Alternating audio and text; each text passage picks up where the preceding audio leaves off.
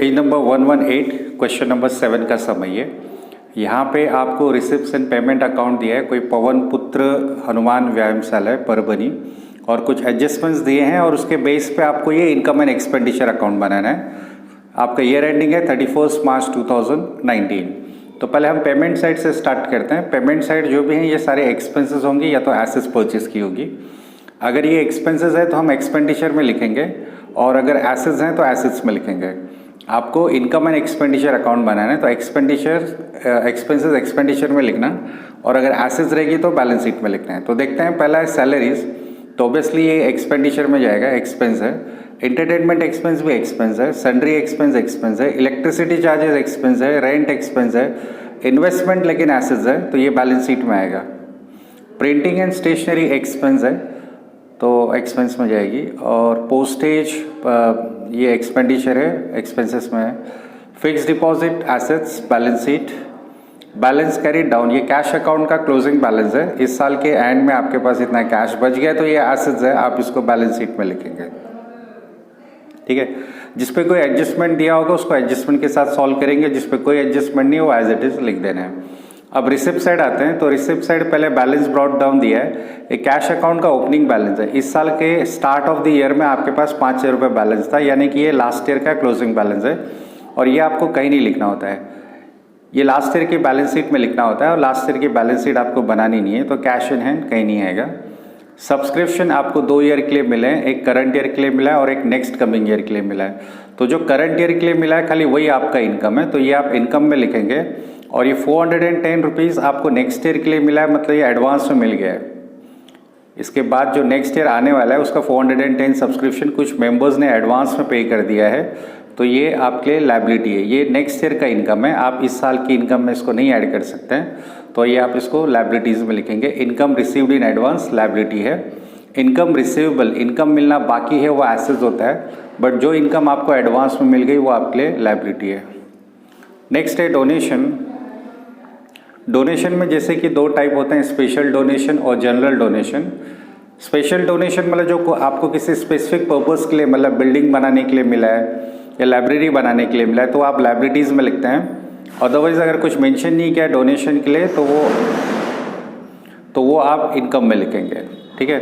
Receipt from entertainment, आपने कुछ entertainment programme रखा था, वहाँ से आपको इनकम मिली तो ये भी इनकम में आएगा।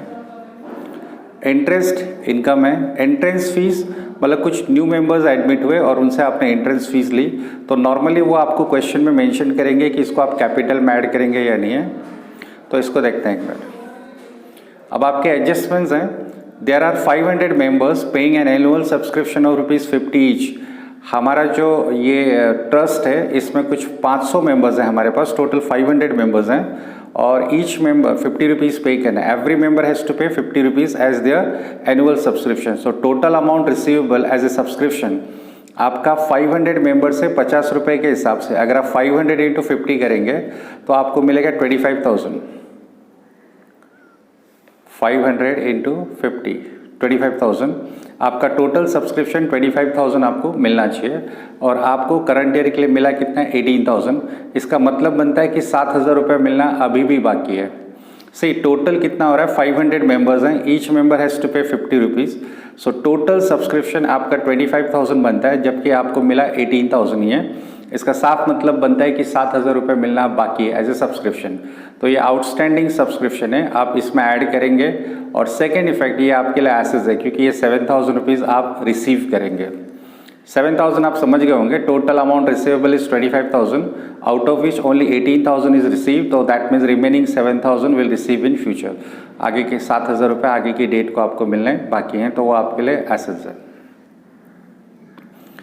नेक्स्ट है आउटस्टैंडिंग सैलरी 1200। आप सब जानते हैं सैलरी आउटस्टैंडिंग है, 1200 रुपीज़ सैलरी पे करना बाकी है, तो सैलरी पे एडजस्टमेंट है, टिक कर देते हैं। सैलरी में ऐड होगा 6,000 आप पे कर चुके हैं, 1200 पे करना बाकी है, तो टोटल इज 7,200। ये चीज़ें 2 एसेट्स आपके पास लास्ट ईयर से कैरी कर रहे हैं आप। ईयर स्टार्ट हुआ तो आपके पास बिल्डिंग 50,000 की थी, 50,000 की बिल्डिंग थी आपके पास और फर्नीचर 15,000 का था।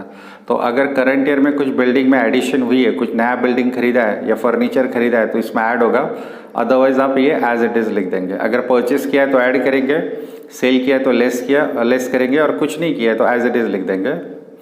अच्छा, इन पे डेप्रिशिएशन है 5% एंड 10%, तो दोनों से आप लेस करेंगे। डेप्रिशिएशन दोनों आपको पता ही होगा, बिल्डिंग से लेस होता है, फर्नीचर से लेस होता है। और सेकेंड इफेक्ट इसकी एक्सपेंडिचर में आएगी क्योंकि depreciation is an expenditure for the business. उसके बाद नेक्स्ट है 50% interest fees are to be capitalised. आप देखिए यहाँ पे आपका इंटरेस्ट फीस है 6,200, इसका आधा आपको कैपिटलाइज करना है, मतलब कैपिटल में ऐड करना है। 50% of interest fees to be capitalise मतलब कैपिटल में ऐड करना है, लेकिन पूरा नहीं। Only half part will be capitalise and remaining half we will show as a income. जो दूसरा पार्ट है वो आप इनकम करके शो करेंगे। नेक्स्ट है interest on investment at 5% has occurred for the 6 month.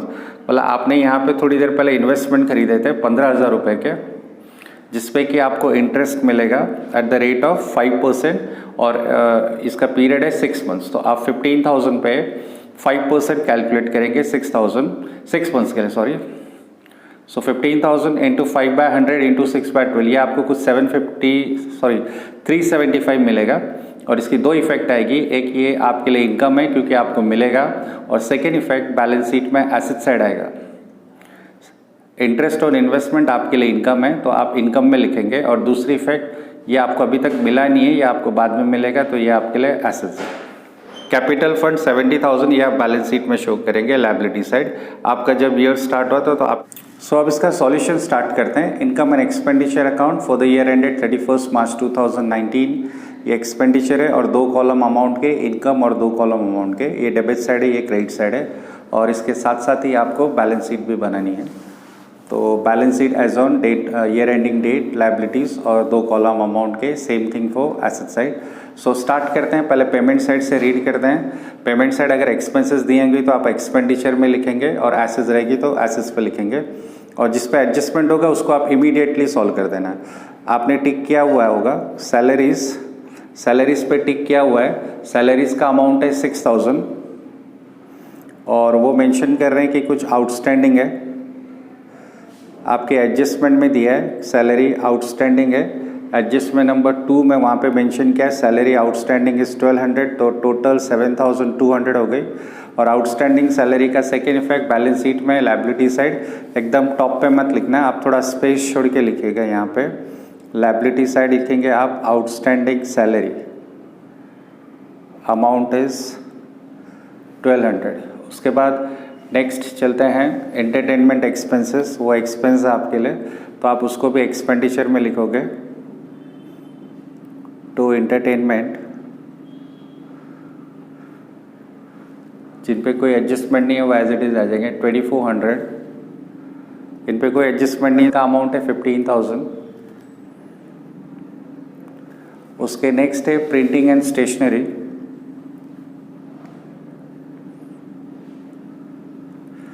और स्टेशनरी का अमाउंट है 800। उसके और नेक्स्ट है पोस्टेज का अमाउंट है 3,200। देन फिक्स डिपॉजिट है, बट फिक्स डिपॉजिट एसेट्स है, आपने बैंक में एफडी रखा है, बैंक में फिक्स डिपॉजिट में पैसे रखे हुए हैं तो वो आपके लिए एसेट्स है। फिक्स डिपॉजिट का अमाउंट है 3,900। ठीक है। उसके बाद बैलेंस दिया है आपको कैश इन हैंड और cash at bank. Cash in hand 830 है और कैश एट बैंक आपका 6,000 है। तो ये एसेट्स हैं, एसेट साइड लिखा आपने। अब आप पेमेंट साइड कंप्लीट हो गई, आप रिसिप्ट साइड आ जाइए। रिसिप्ट साइड में पहला आइटम है सब्सक्रिप्शन। पहला दिया है कैश इन हैंड, लेकिन वो आपको कहीं लिखना नहीं है तो इनकम में लिखेंगे आप। सब्सक्रिप्शन मतलब आपके क्लब के काफ़ी मेंबर्स होंगे और उन मेंबर्स का जो एनुअल फीस होता है उसको आप सब्सक्रिप्शन बोलते हैं। हर एक मेंबर को कुछ ना कुछ अमाउंट एज ए फीस पे करनी होती है जो कि सब्सक्रिप्शन बोलते हैं उसको, और वो क्लब के लिए इनकम है। तो क्लब के पास 500 मेंबर्स है और 50 रुपीज़ हर एक को पे करना है, तो उसके हिसाब से क्लब को टोटल 25,000 मिलने चाहिए थे। 500 इंटू 50, बट आपकी रिसिप्ट शो कर रही है कि आपको 18,000 ही मिला है। आप रिसिप्ट साइड देखिए, वहाँ पे दिया है 18,000, 410 जो मिला वो नेक्स्ट ईयर के लिए मिला है, करंट ईयर के लिए 18,000 नहीं मिला है, तो आपको 7,000 मिलना बाकी है। तो ये रिसीवेबल टर्म यूज़ कीजिए, क्योंकि आउटस्टैंडिंग से आपको ये इंप्रेशन आएगा कि लायबिलिटी में लिख देंगे आप, ये एक्चुअली एसेट्स है। सब्सक्रिप्शन मतलब कुछ मेंबर्स से आपको फीस मिलना बाकी है और वो बिजनेस के लिए एसेट्स है, तो आप इसको बैलेंस शीट में एसेट साइड लिखेंगे। आप लिखिए सब्सक्रिप्शन रिसीवेबल, रिसीवेबल ज़्यादा बेटर टर्म है, आउटस्टैंडिंग भी लिख सकते हैं, आउटस्टैंडिंग कोई रॉन्ग नहीं है, बट आउटस्टैंडिंग से आपको ये इंप्रेशन आएगा कि ये लायबिलिटी, और बाय मिस्टेकन अगर आप जल्दी जल्दी में कर रहे हैं तो आप उसकी सेकेंड इफेक्ट लायबिलिटी में देने के चांसेस हैं। तो बेटर है कि आप सब्सक्रिप्शन रिसीवेबल टर्म यूज़ कीजिए। उसके बाद नेक्स्ट ईयर के लिए आपको कुछ सब्सक्रिप्शन एडवांस में मिल गया, वो लायबिलिटी है। सब्सक्रिप्शन मिलना बाकी है तो वो एसेट है, और सब्सक्रिप्शन जो एडवांस में ले लिया है सो वो लायबिलिटी है। याद रखिए income received in advance is a liability, तो हम यहाँ लिखेंगे सब्सक्रिप्शन रिसीव्ड इन एडवांस। ये क्यों रिसीव्ड इन एडवांस कैसे समझा, क्योंकि नेक्स्ट कमिंग ईयर के लिए आपको इसी ईयर में अमाउंट आ गई है, अमाउंट इज 410। उसके बाद है डोनेशन, डोनेशन आपके लिए इनकम है तो आप इनकम में लिखेंगे, और डोनेशन का अमाउंट है 6,000। उसके बाद है रिसिप्ट फ्रॉम एंटरटेनमेंट, कुछ एंटरटेनमेंट का प्रोग्राम रखा था आपने, उसके पर आपको पैसे मिले, तो ये भी इनकम है। एंट्रेंस फीस ये आपको इन्होंने दिया है 6,200, लेकिन वो बोल रहे हैं कि इसका आधा अमाउंट कैपिटल में ऐड करो, मतलब आधा अमाउंट यहाँ से लेस करना है, तो आप लेस लिखेंगे कैपिटलाइज्ड 3,100, आउटर कॉलम में जाएगा 3,100, और एक कैपिटलाइज्ड मतलब कैपिटल में ऐड होगा। कैपिटल का अमाउंट उन्होंने लास्ट एडजस्टमेंट में दिया है, लास्ट में देखते हैं, और उसमें आप ऐड करेंगे एंट्रेंस फीस। कभी कभी पूरा अमाउंट ऐड करने बोलेंगे और कभी कभी हाफ बोला, जैसा बोला होगा वैसा आपको करना होगा। तो 3,100 हम कैपिटल अभी थोड़ी देर में यहाँ पे लिखेंगे और उसमें यह अमाउंट ऐड होगी। एंट्रेंस फीस अगर आपको कैपिटलाइज करने बोला होगा तो कैपिटल में लिखना है, और कुछ नहीं बोला होगा तो इनकम में आप उसको शो कर सकते हैं। ठीक है, सो ये हो गया अभी हमारा। अब हम फर्स्ट एडजस्टमेंट पे चलते हैं, एडजस्टमेंट्स पे चलते हैं। उसमें फर्स्ट एडजस्टमेंट है कि आपके पास कुछ 500 मेंबर्स हैं और हर एक मेंबर को 50 रुपीज़ फीस पे करनी, तो वो हो गया आपने, वो आपने यहाँ पे दिखाया कि 50 रुपये के हिसाब से 500 मेंबर से आपको 25,000 आना था, 7,000 आना बाकी है, और वो 7,000 का सेकेंड इफेक्ट आप एसेट्स में लिख चुके हैं। नेक्स्ट है आउटस्टैंडिंग सैलरी, वो भी आपने लिख लिया है, सैलरी में ऐड किया, और दूसरा effect balance sheet liability side. Next adjustment है आपके पास कुछ बिल्डिंग और फर्नीचर पहले से ही है, लास्ट ईयर से ही आप कैरी कर रहे हैं, तो बिल्डिंग आप फर्स्ट कॉलम में लिखें क्योंकि उस पर डेप्रिसिएशन आने वाला है 50,000, और फर्नीचर आपका फर्नीचर का अमाउंट है 15,000। उसके बाद डेप्रिशिएट करना है इन दोनों को, देखो नेक्स्ट एडजस्टमेंट में बोला है, तो आप बिल्डिंग को डेप्रिशिएट करेंगे 5%, मतलब आप फुल फॉर्म लिखे हैं डेप्रिशिएशन 5% मतलब 2,500, तो ये हो जाएगा आपका 47,500 एंड लेस डेप्रिशिएशन 10% 1,500, सो 13,500। अच्छा, इनकी करस्पॉन्डिंग इफेक्ट डेप्रिशिएशन बिजनेस के लिए एक्सपेंस है, तो आप एक्सपेंडिचर में लिखेंगे टू डेप्रिशिएशन, डेप्रिशिएशन बिल्डिंग पे 2,000, फर्नीचर पे 1,500, दोनों मिला के 4,000।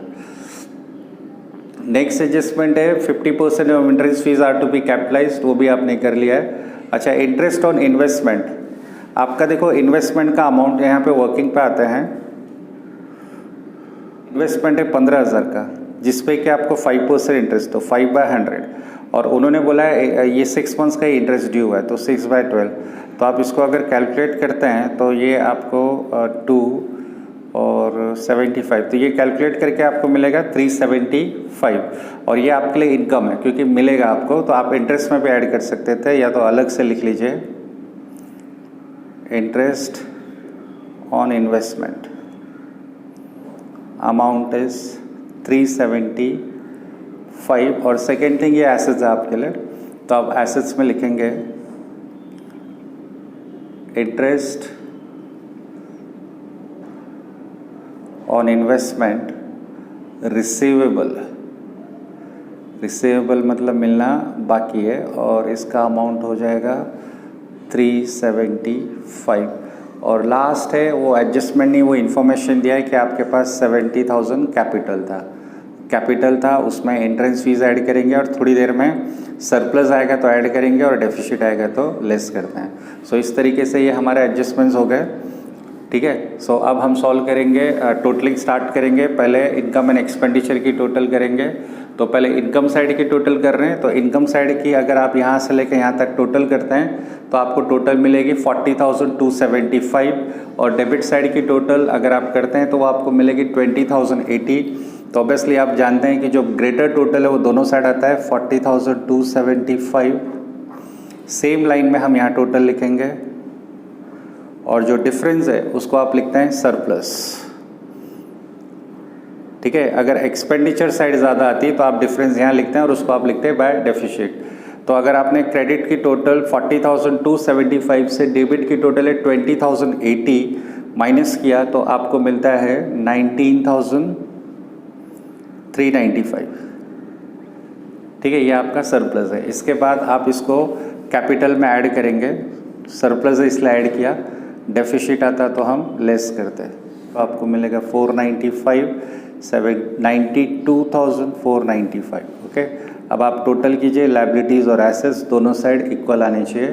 तो लायबिलिटी साइड का टोटल है 94,105 और एसेट साइड का भी टोटल 94,105। सो इस तरीके से हमारी बैलेंस शीट टैली हो गई।